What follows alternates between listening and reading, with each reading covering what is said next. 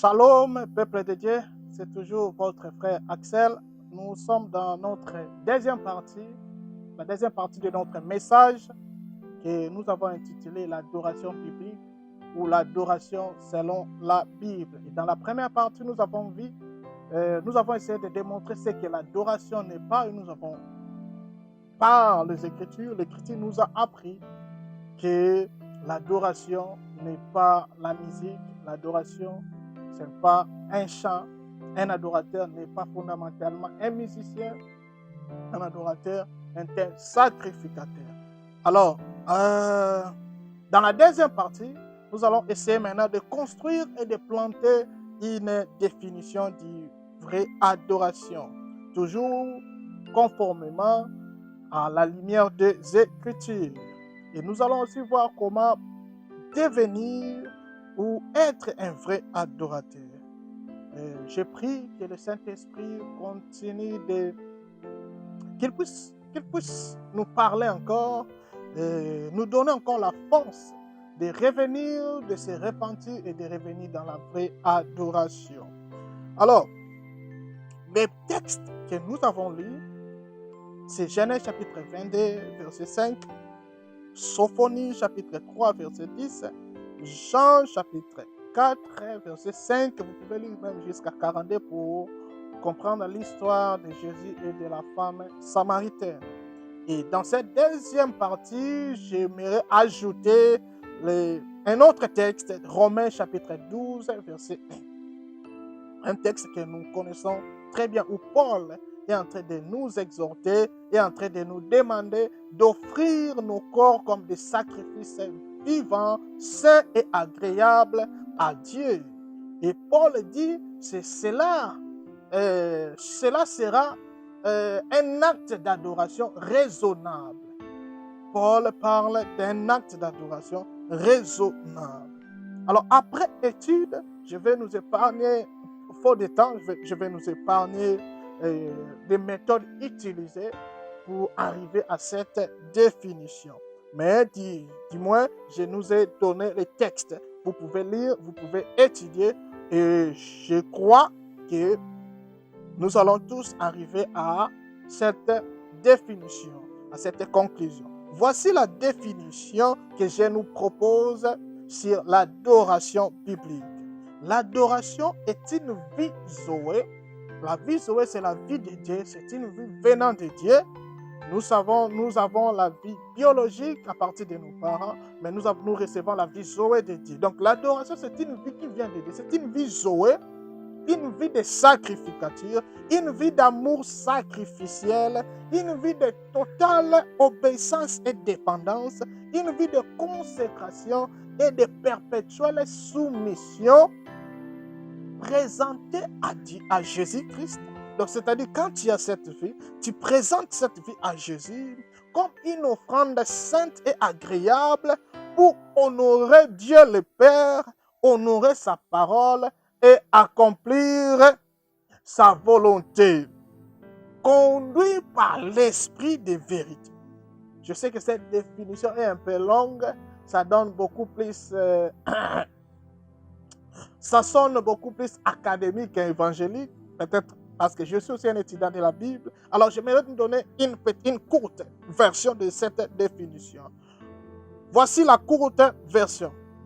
L'adoration biblique est une vie divine de sacrificature venant de Jésus et qui se manifeste par un style de vie conduit par l'esprit de vérité pour honorer Dieu le Père. Donc, l'adoration est une vie divine, est une vie zoé de sacrificature venant de Jésus qui se manifeste par un style de vie conduit par l'esprit de vérité, le Saint-Esprit, pour honorer Dieu le Père.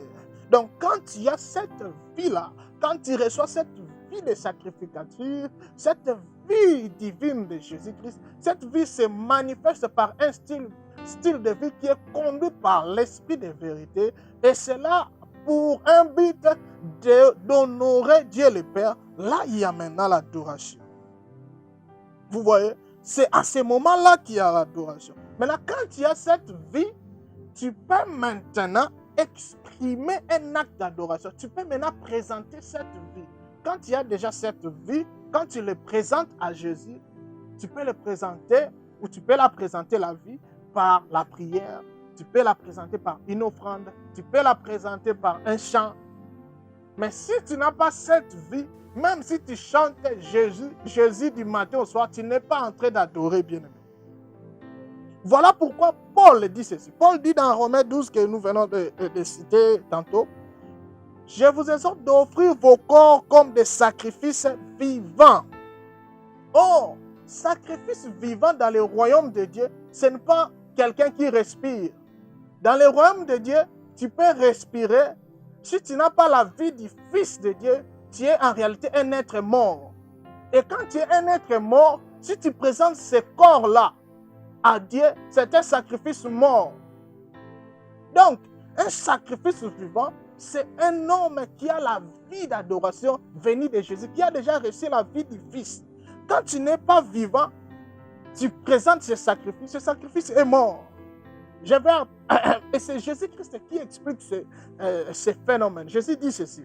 Il dit, notre Dieu est le Dieu d'Abraham, Dieu d'Isaac et le Dieu de Jacob. Il ajoute, il dit, Dieu est Dieu des vivants et Dieu des maintenant et Dieu des morts. Dieu est le Dieu des vivants, mais il n'est pas un Dieu des morts. Mais quand Jésus-Christ cite Abraham, quand Jésus parle des dieux d'Abraham, Abraham était déjà mort. Abraham avait cessé de respirer. Mais Jésus dit que Dieu est Dieu des vivants. Il n'est pas Dieu des morts, il est Dieu d'Abraham. Cela veut dire pour Dieu, Abraham, même s'il était mort physiquement, Abraham est vivant. Jacob est vivant. Isaac est vivant. Donc pourquoi est-ce que Dieu peut considérer ces gens vivants? C'est parce que par la foi, ils ont reçu la vie d'adoration. Donc quand tu as la vie d'adoration et tu présentes cette vie à Dieu, à Jésus-Christ, là ton sacrifice est vivant. Bien-aimé, si tu n'as pas la vie d'adoration, tu peux chanter, tu peux faire 100 fois stade de martyr. Tu es d'abord un être mort et l'œuvre que tu fais, selon la Bible, pas selon ce que moi je pense, c'est une œuvre morte. Pourquoi? Parce qu'il n'y a pas déjà la vie. Donc tu peux faire 15 arènes. S'il n'y a pas la vie du Fils dans ce que tu fais, c'est une œuvre morte. Et si toi tu n'as pas la vie, tu es un être mort, même si tu es un millionnaire. Donc aujourd'hui nous avons des gens qui ont l'argent. Tu peux construire une maison, tu peux te marier, tu peux avoir des enfants. Si tu n'as pas la vie, selon la Bible, je répète, si tu n'as pas la vie du Fils de Dieu, tu es un être mort. Et si tu pars à l'église, tout en étant un être mort, quand tu chantes, quand tu danses, quand tu donnes l'offrande, ce n'est pas une adoration, car l'adoration, il faut offrir ton corps comme un sacrifice vivant, un sacrifice qui a déjà la vie du Fils. Je prie que le Saint-Esprit nous aide à comprendre ces messages. Pourquoi tout le monde ne peut pas adorer dans l'église? Parce que ce n'est pas tout le monde qui a reçu cette vie. Ne peut adorer que celui qui a reçu cette vie. Et quand tu as cette vie, tu le présentes à Dieu. Et là, Dieu agrée. Cette vie est sainte. Donc, dans les églises, ce n'est pas tout le monde qui peut adorer. Parce que ce n'est pas tout le monde qui peut offrir son Isaac. Celui qui offre Isaac, c'est celui qui a reçu la vie d'adoration. Ce n'est pas tout le monde qui peut offrir son Isaac. Tout le monde peut chanter. Tout le monde peut danser. Tout le monde peut donner l'argent à l'église. Mais ce n'est pas tout le monde qui offre son Isaac. Donc ce n'est pas tout le monde qui adore. Ne peut adorer que celui qui a reçu la vie. Mais il y a un problème encore. Il y a aussi des gens qui ont reçu cette vie, mais cette vie ne coule pas. Parce qu'il y a une différence entre l'eau vive. Nous allons voir ça après. Quand Jésus parle de l'eau vive dans le contexte de l'adoration, dans Jean chapitre 4, il dit que je te donne l'eau vive. Il y a une différence entre l'eau vive et l'eau morte. L'eau vive, c'est l'eau qui coule. L'eau morte, c'est l'eau qui ne coule pas. Donc, toutes les deux, c'est l'eau. Mais l'eau qui ne coule pas est considérée comme l'eau morte. Donc, si tu as reçu la vie de Jésus, mais cette vie ne coule pas, tu ne peux pas manifester la vie d'adoration. la raison pour laquelle que beaucoup de chrétiens, entre guillemets, n'arrivent pas à manifester la vie d'adoration, c'est parce qu'ils n'obéissent pas au Saint-Esprit. Cette vie que tu reçois de Jésus-Christ coule quand tu obéis au Saint-Esprit, quand tu deviens dépendant du Saint-Esprit, quand tu deviens soumis au Saint-Esprit. C'est à ce moment-là que cette vie coule. Donc, avant d'exprimer une adoration, avant d'exprimer un acte d'adoration, tu dois d'abord avoir cette vie d'adoration. Cela veut dire qu'avant d'abord d'exercer un ministère d'adoration, tu dois d'abord être un adorateur. Ça, c'est le principe de la Bible. Par rapport à la vérité des Écritures, avant que tu manifestes, tu dois d'abord être. Et avant d'être, tu dois d'abord recevoir. C'est un principe biblique que je résume par recevoir pour être et être pour accomplir, pour exercer et pour manifester. Je vais prouver cela par quelques portions des Écritures. Jérémie chapitre 1, verset 5. La Bible dit ceci. Avant que tu ne sois formé dans le ventre de ta mère, je te connaissais. Avant que tu naisses, je t'avais établi ou ordonné prophète des nations. Ceci nous révèle que Dieu avait établi Jérémie prophète avant sa naissance. Donc quand le prophète Jérémie avait 1 année d'âge, il était déjà prophète, alors qu'il n'avait pas encore commencé de prophétiser. Donc ce n'est pas parce que tu prophétises que tu deviens prophète. Vous savez, les Français disent c'est en forgeant qu'on devient forgeron. Mais ce n'est pas ça la Bible. Par rapport à la Bible, c'est parce que tu es forgeron que tu peux forger. Si tu n'es pas un forgeron et que tu commences à forger, tu es un imposteur. Donc, Jérémie était, à l'âge de 2 ans, Jérémie était prophète. Donc, ce n'est pas parce que tu rassembles les gens et que tu commences, tu ouvres la Bible, tu prêches que tu deviens pasteur. Non. Et ce n'est pas parce que tu es parti à l'école biblique que tu deviens pasteur. Non. Un pasteur, c'est celui qui a été ordonné pasteur par Dieu. Donc, aujourd'hui, nous avons des bébés pasteurs, des bébés prophètes, des bébés apôtres. Ils sont déjà apôtres. Et c'est parce qu'ils sont déjà apôtres, ils ont déjà reçu cette vie, qu'ils peuvent maintenant, après avoir eu la maturité, commencer à exercer, à manifester et à accomplir leur ministère. Je vais aller encore plus loin pour appuyer cette vérité dans Juges chapitre 6, verset 12. Et là, c'est l'histoire de Gédéon. La Bible appelle, l'ange apparaît à Gédéon. Alors que Gédéon était le plus petit de la plus petite famille, de la plus petite tribu, de la plus petite nation de l'époque Israël, dominée par ses ennemis. Mais l'ange lui appelle vaillant héros.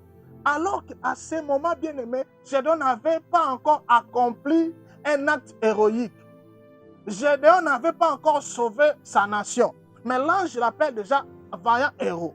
Cela veut dire, dans la Bible, avant que tu puisses accomplir un acte héroïque, tu dois d'abord être un héros.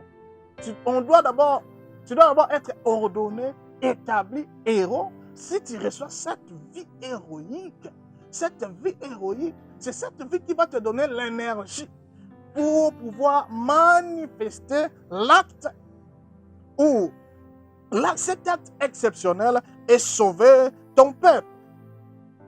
Vous voyez? Et ça aussi, il y a une erreur. L'erreur que nos frères et sœurs qui viennent de la musique mondaine commettent.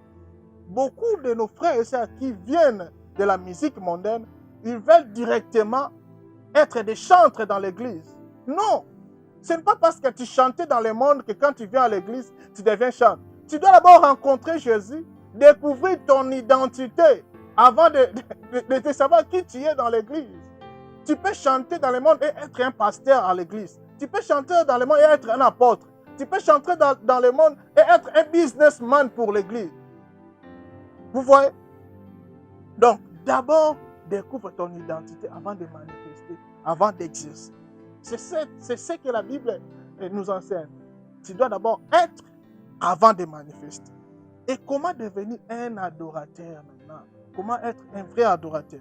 Et là, maintenant, il y a encore une autre notion, une autre loi de la Bible que je résume par recevoir pour devenir. Dans la Bible, tu ne peux pas devenir si tu ne reçois pas. Et là, on peut voir dans Actes des Apôtres, chapitre 1, verset 8. La Bible dit ceci. Vous recevrez une puissance, celle du Saint-Esprit survenant sur vous, et vous serez mes témoins. Bien-aimés, les gens ici, les disciples, ont vu Jésus. Les disciples ont écouté. Pour nous, dans le monde, un témoin, c'est quelqu'un qui a vu, quelqu'un qui a écouté, quelqu'un qui était là. Mais Jésus dit ceci, vous serez mes témoins quand vous allez recevoir la puissance d'en haut. Quand le Saint-Esprit viendra sur vous, et vous allez recevoir la puissance, c'est à ce moment-là, vous serez mes témoins.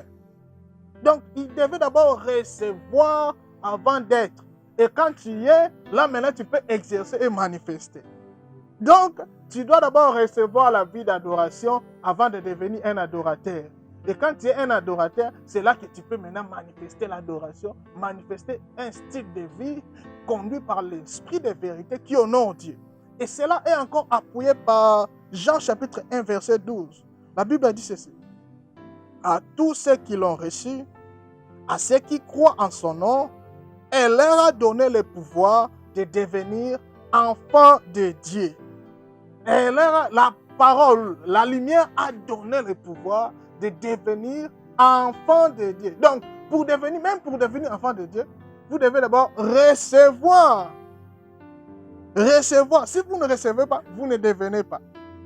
Donc, pour devenir un vrai adorateur, vous devez d'abord recevoir la vie que Jésus-Christ donne. Parce que c'est seulement Jésus-Christ qui peut faire de toi un adorateur. La Bible dit, il a fait de nous un royaume des sacrificateurs, des adorateurs. Non un royaume des musiciens, un royaume des sacrificateurs, des adorateurs. Ce n'est que Jésus qui peut faire de toi un adorateur. Il n'y a aucun homme sur cette terre qui peut faire d'un autre homme adorateur. Même pas ton pasteur. Donc, aujourd'hui, il y a une erreur dans l'église ou une ignorance. Quelqu'un peut s'élever parce que tu chantes. Ce n'est pas parce que tu chantes, tu as une belle voix que tu deviens adorateur. Donc, un pasteur ne peut pas choisir, il dit, toi, il a établi un groupe d'adoration, on appelle ça un groupe d'adoration. Dans l'église du Christ, il n'y a pas un groupe d'adoration. Nous sommes tous des adorateurs. Donc, on ne peut pas commencer à choisir parce que toi, tu as une belle voix, tu rejoins le groupe d'adoration. Non, nous sommes tous adorateurs. Et ce n'est que Jésus qui peut faire de toi un adorateur. Même toi-même, tu ne peux pas faire de toi même un adorateur. Donc, je ne peux pas décider si j'ai une belle voix. Malheureusement, je n'en ai pas. Si j'ai une belle voix, je crée une page Facebook et puis j'écris adorateur X. Non, ce n'est pas ça. Tu dois d'abord aller vers Jésus-Christ et recevoir la vie que Jésus-Christ donne. Revenons maintenant dans Jean chapitre 4, verset 19 à 24, où nous allons conclure avec l'histoire de Jésus et la femme samaritaine. Donc, nous venons de voir que l'adoration, c'est une vie de sacrificature. C'est une vie zoé de sacrificature venant de Jésus qui se manifeste par un style de vie conduit par l'esprit de vérité pour honorer Dieu le Père. Et c'est ce qui se passe entre Jésus et la femme samaritaine. Si vous lisez ce chapitre, vous allez voir que dans le verset 34, Jésus révèle en réalité ce qui s'est passé. En réalité, c'est Dieu lui-même qui voulait donner une vie d'adoration aux Samaritains. Parce que quand on apporte la nourriture à Jésus dans le verset 34, Jean chapitre 4, verset 34, Jésus dit, j'ai une nourriture que vous ne connaissez pas. Ma nourriture, c'est faire la volonté de Dieu. Quelle était la volonté de Dieu? Faire des vrais adorateurs. Avoir aussi des adorateurs parmi les Samaritains. Et là, le Saint-Esprit conduit Jésus vers un puits pour mettre, et ils ont mis en place ce que j'appelle un plan de conquête de la ville. Et là, Jésus-Christ rencontre une fille, une femme. Cette femme était en réalité dans la ville de Sychar, était une influenceuse. Cette femme avait de la notoriété. Cette femme avait une éloquence. Elle savait parler. Elle était aussi une grande menteuse. Cette femme avait une force d'attraction. Elle attirait des hommes. Le problème avec cette femme, c'est qu'elle ne savait pas quel était son ministère. Elle ne savait pas qu'elle devait être une vraie adoratrice. Elle ne savait pas qu'elle avait un ministère évangélique. Vous voyez la conséquence d'ignorer son identité. Cette femme avait des talents. Cette femme avait des capacités. Mais au lieu de servir son Créateur, au lieu d'utiliser ses capacités, ses dons pour sauver des hommes, pour sauver sa famille, pour sauver sa ville, cette femme utilisait sa force d'attraction, son éloquence, sa notoriété pour détruire des familles, pour voler les maris d'autrui. Vous voyez, jusqu'à ce qu'elle rencontre Jésus. Et là, Jésus ne lui donne pas l'argent. Jésus ne lui amène pas à Dubaï. Jésus ne lui amène pas à Istanbul. Bien-aimé, serviteur, servant de Dieu, ça ne sert à rien de payer un païen pour faire la promotion de ton ministère. Tu dois lui présenter Christ, Jésus. C'est Christ qui va lui donner la vie. Quand Jésus rencontre cette femme, Jésus avait besoin de gagner la ville de Sychar. Mais Jésus n'a pas donné l'argent à la femme samaritaine. Jésus n'a pas amené la femme samaritaine à Dubaï, ou à Londres, ou à Paris, ou à New York, ou à Chicago. Jésus ne lui a même pas promis quelque chose. Bien-aimé, tu n'as pas besoin de coucher avec une influenceuse, avec un chroniqueur, avec une chroniqueuse pour faire la promotion de l'évangile. Tu as besoin de lui donner l'eau de vie. Et Jésus-Christ dit à la femme, il demande de l'eau. Jésus commence. Il demande de l'eau à la femme. Il dit, donne-moi de l'eau.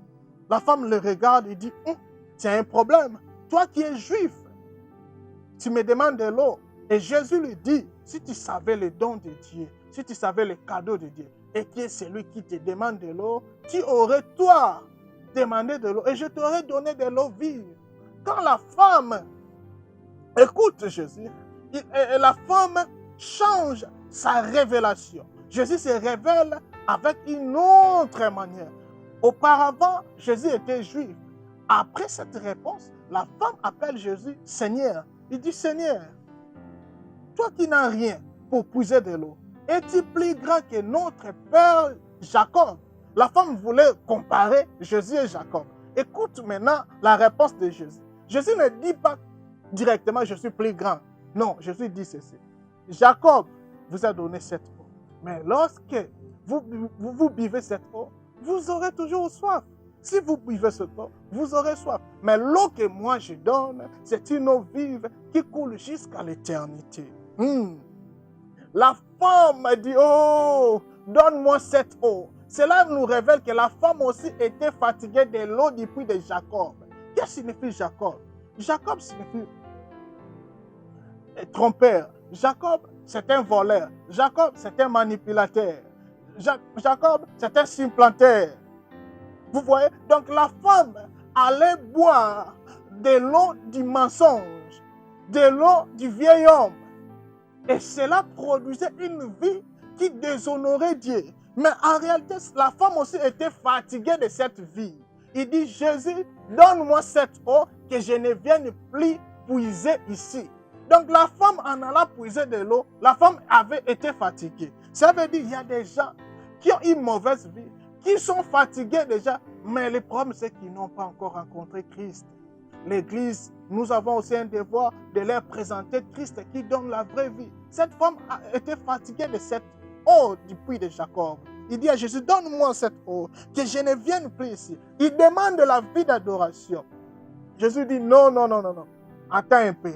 Je dois d'abord régler un problème.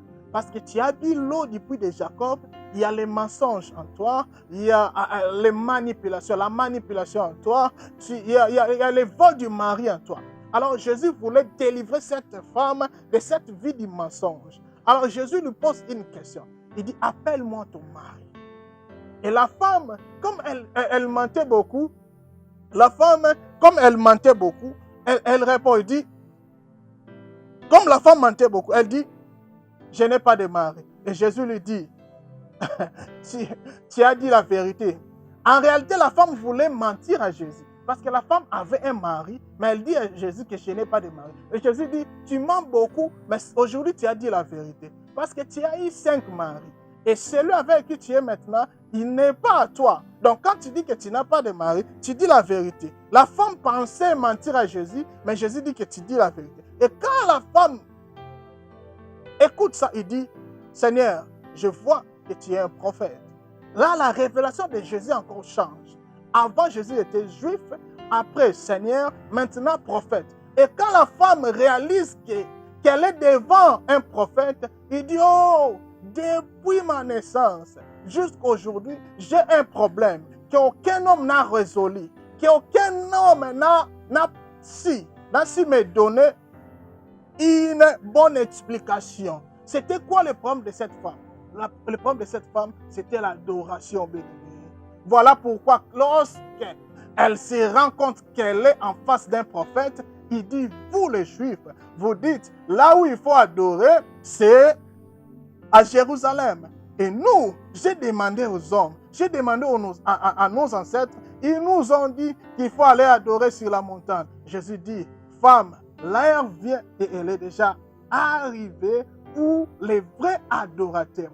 Vous voyez, la femme parlait de l'acte. Jésus lui parle de la personne.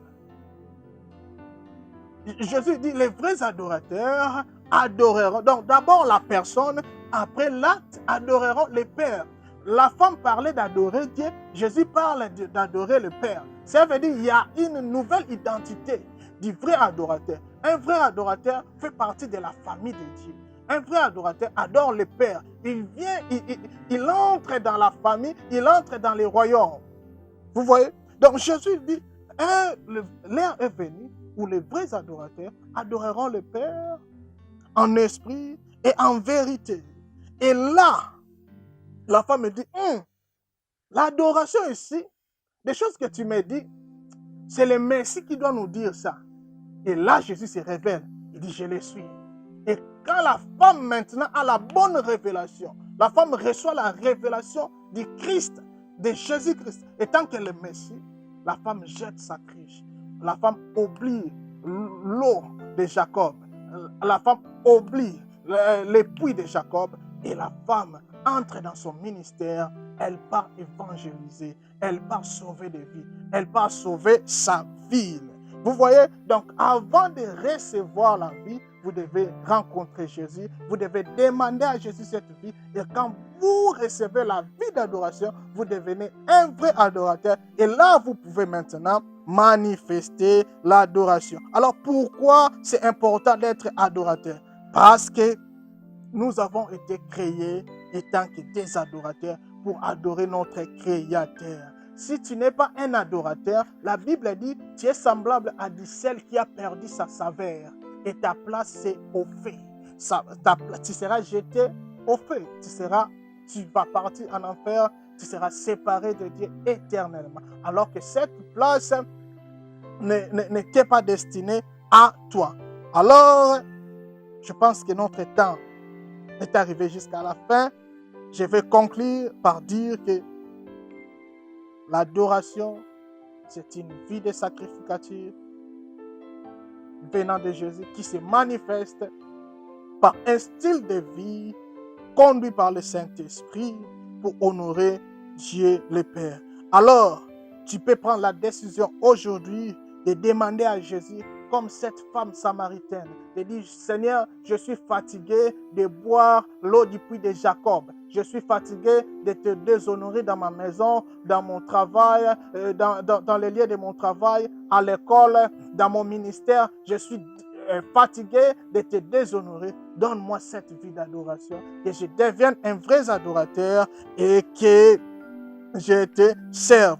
Bien-aimé, je disais, sans la vie d'adoration, même si vous êtes le Joseph de la famille, vous risquez de coucher avec la femme de Potiphar. Si vous êtes Joséphine de la famille, vous risquez de coucher avec Potiphar et détruire votre destinée. Aujourd'hui, à cause du manque de la vie d'adoration, des Daniel des nations, nos Daniel sont en train de manger la viande sacrifiée aux idoles de Babylone. Et ils sont en train de mettre à mal la délivrance de toute une nation. Parce qu'ils n'ont pas la vie d'adoration. Si tu fais tes efforts, tu n'arriveras pas. Si tu n'as pas cette vie, tu ne pourras pas. Cette vie, c'est Jésus-Christ qui la donne. Et c'est Jésus-Christ qui peut faire de toi un vrai adorateur. Alors, je vais résumer que la vraie adoration, c'est une vie Zoé de sacrificature reçue de Jésus qui se manifeste par un style de vie conduit par l'Esprit de vérité pour honorer Dieu le Père. Et j'ai dit que c'est quand tu deviens un adorateur que tu peux maintenant manifester, exercer ou adorer Dieu et offrir maintenant ton corps comme un sacrifice vivant parce que là, tu as déjà la vie. Alors, n'oublions pas cette promesse que Jésus-Christ revient bientôt. Merci de nous avoir suivis. Que Dieu nous bénisse.